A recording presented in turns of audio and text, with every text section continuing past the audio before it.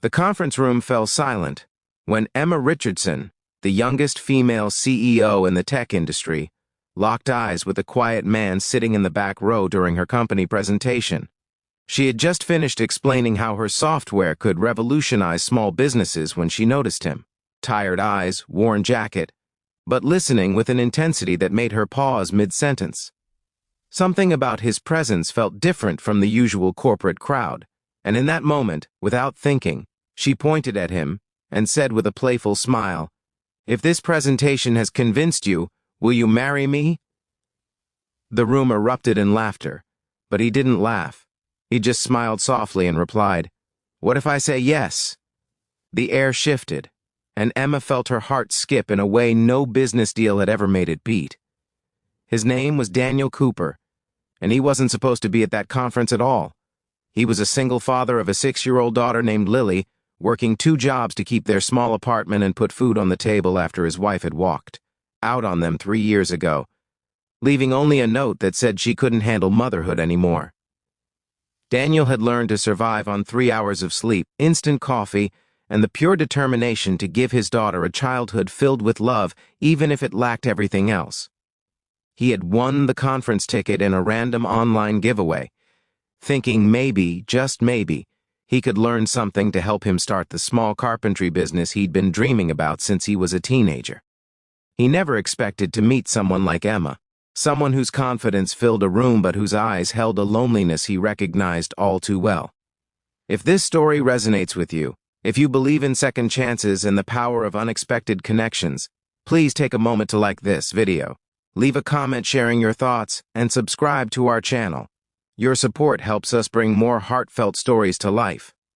After the conference, Emma couldn't stop thinking about the man in the worn jacket.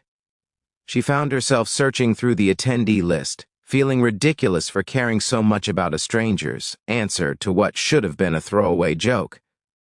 But there was something in his smile, something genuine in a world where she was surrounded by people who wanted things from her. She was 32 years old, leading a company worth millions, living in a penthouse that echoed with emptiness every night. Her success had cost her relationships, friendships, and somewhere along the way, she had forgotten what it felt like to connect with someone who saw her as just Emma, not Emma Richardson, CEO.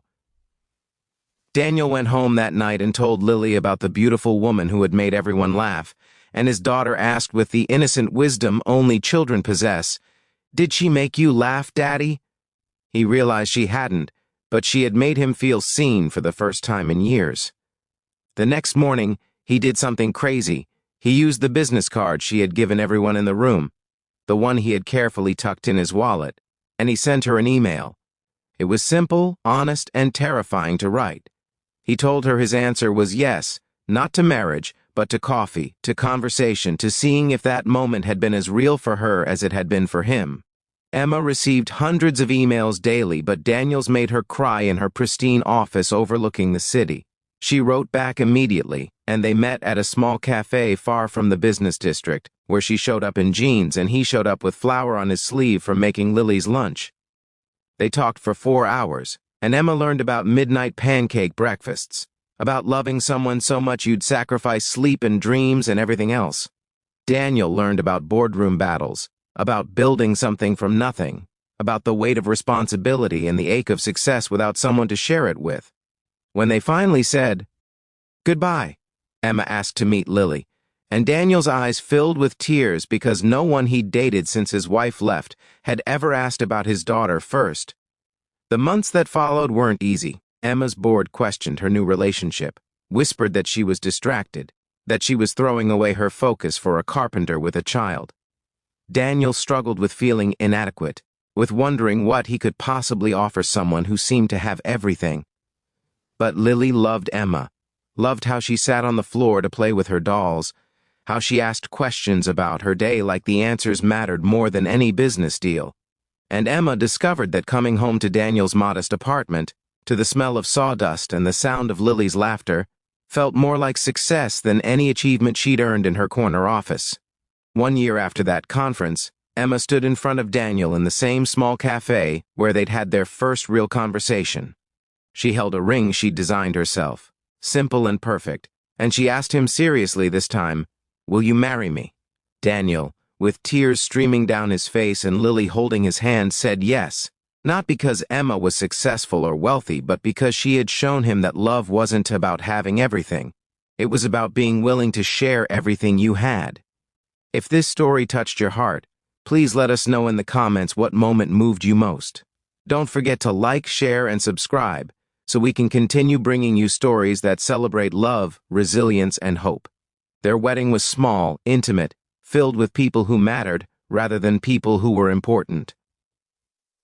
Emma wore a simple dress, Daniel wore a suit he'd made payments on for months, and Lily was the flower girl who stole everyone's hearts. As they exchanged vows, Emma realized that her greatest success wasn't building a company. It was having the courage to say yes to love when it appeared in the most unexpected form. Daniel realized that he had always been enough, that his worth wasn't measured in dollars or status, but in the size of his heart and his capacity to love completely. They built a life together that merged her world and his, where business meetings and bedtime stories held equal importance, where success was redefined as moments shared rather than milestones achieved. And sometimes, late at night, they would laugh about that conference room joke that changed everything, about how the best things in life happen when you're brave enough to answer honestly when someone asks, even jokingly, if you'll take a chance on love.